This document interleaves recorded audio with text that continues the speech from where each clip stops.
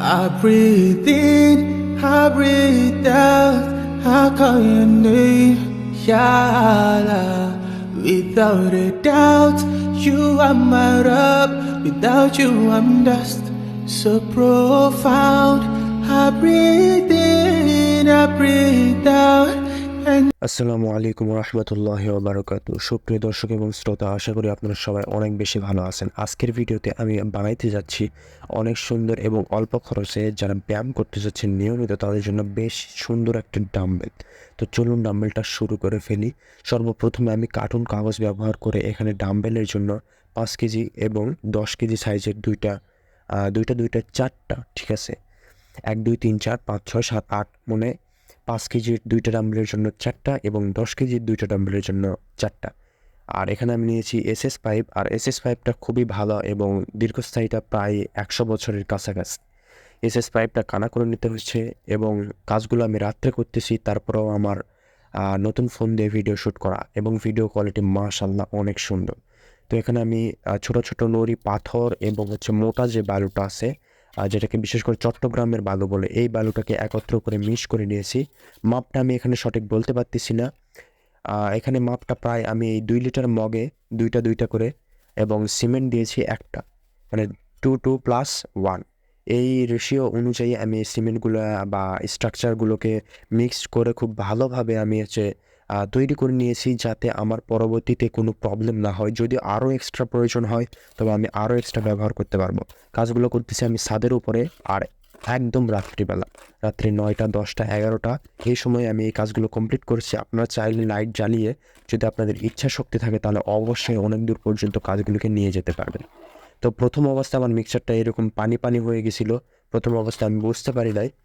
পরবর্তী যে মিক্সচারটা আমি করছি, পরবর্তী দিনে যে ঢালাইগুলো দিছি, সেই ঢালাইগুলো অনেক সুন্দর হয়েছিল।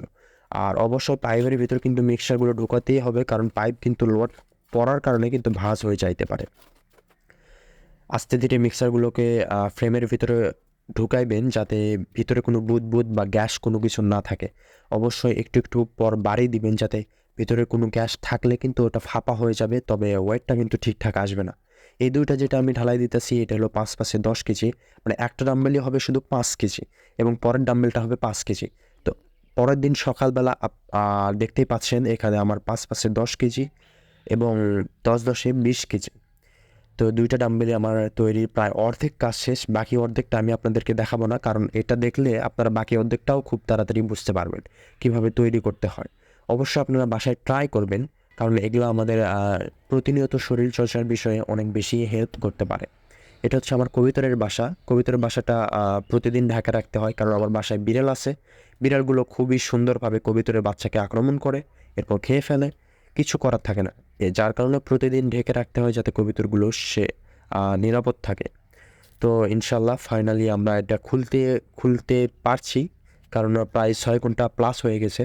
তো এটা অবশ্যই 12 ঘন্টা রাখা উচিত। আর অবশ্যই কাজ পুরোটা কমপ্লিট হয়ে যাওয়ার পর আপনারা কিন্তু অবশ্যই এগুলো পানিতে ডুবায় রাখবেন, ঠিক আছে? পানিতে ডুবায় রাখলে আপনাদের একটা সুবিধা হয়, জিনিসটা শক্ত মজবুত হয়।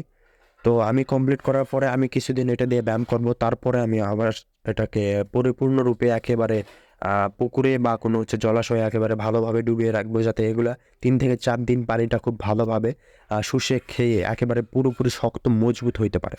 তো এখন স্বাভাবিকভাবে আমি এগুলোকে একত্র করে আমার যে ছিঁড়া টুকরো কার্টুনগুলো আপনারা দেখতে পাচ্ছেন, এই কার্টুনগুলো এর উপর দিয়ে রাখবো, যাতে এই কার্টুনগুলো ভিজে এবং নর্মালভাবেই, যেহেতু এখনও আরেকটি পাশ আমার ঢালাই করা বাকি আছে, সেই ক্ষেত্রে আমি এটাকে হালকাভাবে পানি দিয়ে রাখবো। দিনে 2 থেকে 3 বার, সকালে বিকেলে দুপুরে, এইভাবে আমি পানি দিতে থাকবো, যাতে হালকা হালকাভাবে এটা কাজ হয়।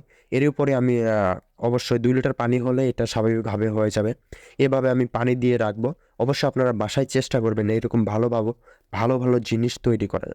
আর অবশ্যই এটা আমাদের ছোট থেকে বড় সকলেরই কাজে আসতে পারে। আপনারা চাইলে নিয়মিত শরীরচর্চা এবং ব্যায়ামের মাধ্যমে নিজেকে সুস্থ রাখতে পারেন। অবশ্যই কেয়ারফুল। তো ফাইনালি পরবর্তী দিনে আপনাদের সবাইকে স্বাগতম। অ্যান্ড আমি কালকে রাত্রে 11টার সময় এই সবগুলো ঢালাই দিছিলাম। তো বেসিক্যালি 11টার সময় ঢালাই দেওয়ার পরে এখন বর্তমানে চলতেছে সকাল 8টা। তো 11 12 1 2 3 4 5 6 7 8, তো 5 5-এ 10 ঘন্টা হয়েছে। তো এদেরকে ভালোভাবে এদেরকে জমানোর জন্য বিশেষ করে 24 ঘন্টা সময় এখানে এইভাবে রাখতে হবে।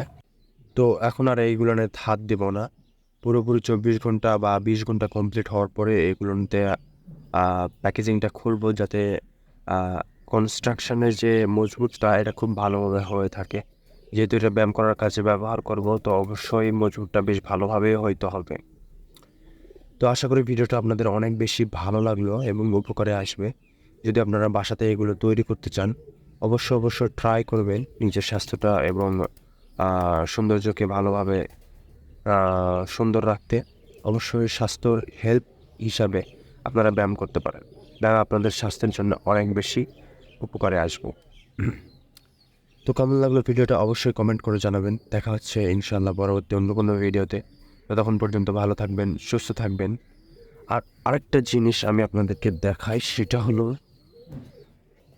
এইখানে কিন্তু মাঝখানে একটা এসএস পাইপ ব্যবহার করা হয়েছে, ঠিক আছে? প্রতিটা ডাম্বেলের মাঝখানে এসএস পাইপ এবং এখানে মাঝখানের ফাঁকাটা হচ্ছে 13 ইঞ্চি। আমি খুব ভালোভাবে মার্ক করে নিছি যাতে 13 ইঞ্চি ফাঁকা থাকে, কোথাও কোনো প্রবলেম না হয়। এই কারণে মাঝখানে আমি 13 ইঞ্চি রাখছি। সেভাবে মার্কিং করে টেপ টেপ মারা ছিল, টেপ দিয়ে এখানে বইগুলো রাখছি। এই কারণে আপনারা ভাবতে পারেন এটা হচ্ছে উচ্চতাটা যাতে ঠিকভাবে থাকে সেই জন্য।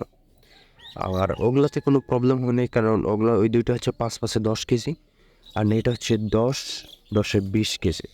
পুরোটা কমপ্লিট হওয়ার পরে ইনশাল্লাহ আমি ওয়েট মেশিন নিয়ে এসে পুরোটাকে ভালোভাবে মেপে তারপর আমি আপনাদেরকে অবশ্যই এটার প্রুফ দেখাবো, কীরকম ওয়েট আসলো সেটাও অবশ্যই আমি আপনাদেরকে দেখাবো। তো তখন ভালো থাকেন, সুস্থ থাকেন ইনশাআল্লাহ। ওয়েট আমি এই ভিডিওর মাঝখান থেকে ভিতরের দিকে আমি বসায় দেবো কোনো এক জায়গায়। ওয়েট মেশিনটা নিয়ে আসতে হবে বাসায়, মানে দোকান থেকে, এরপরে আমার এই কাজগুলো করতে হবে।